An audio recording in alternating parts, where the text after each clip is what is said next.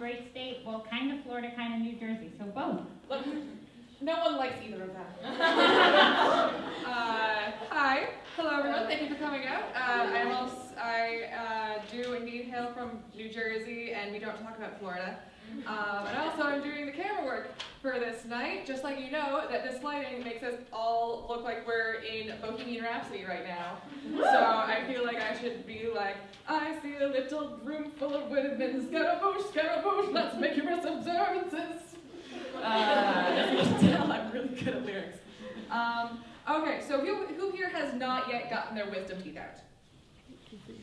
Okay, a lot of you. Okay, who here is nervous about getting their wisdom teeth out?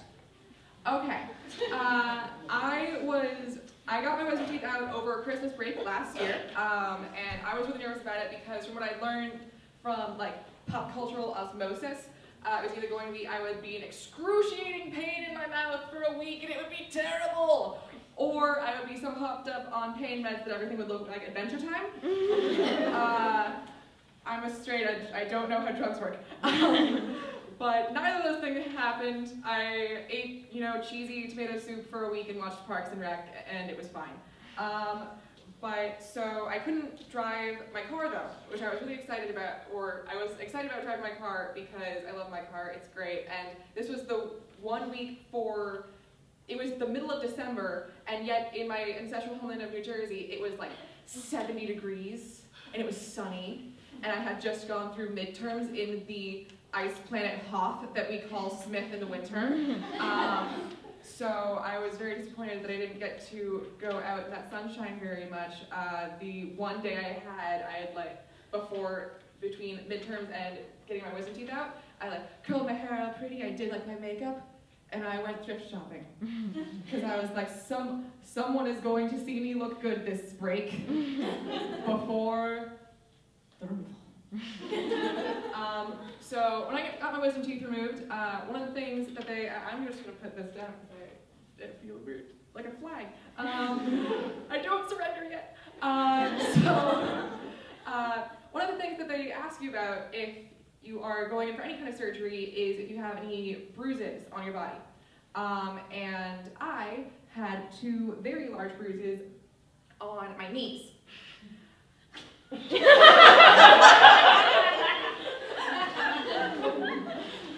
So, when they asked me, hey, why do you have these bruises on your knees? Because I wanted to make sure I didn't have some weird disease like European royalty does where something would happen if they cut me.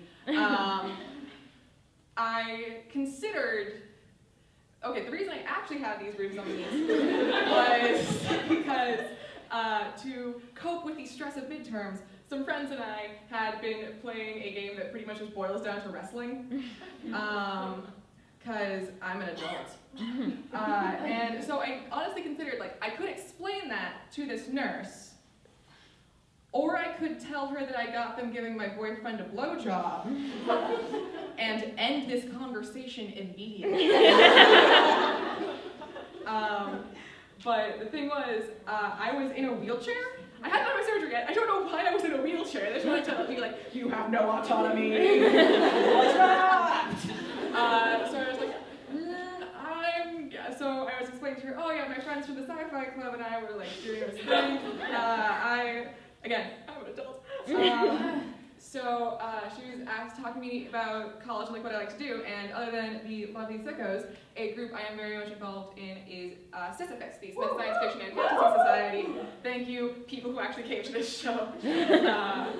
And one of the things I do there is I do D&D and LARP. Yeah, I am actually going to a D&D thing right after this. And what kind of die do you need? You need 20-sided, you need 10-sided, you need 2, I have a quarter. I have them in my bag right now.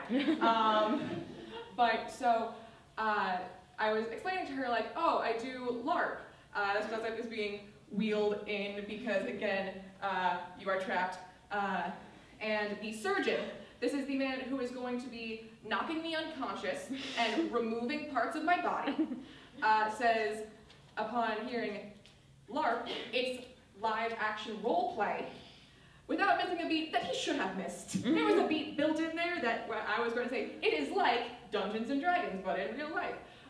he said, oh, like, I could go home and lock my wife in the closet and pretend to be a burglar.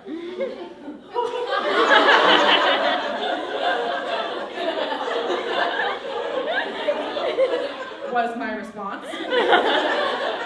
Oh, Mr. Burglar, can I come out now? That's not what it's like. I don't think you know what anything is.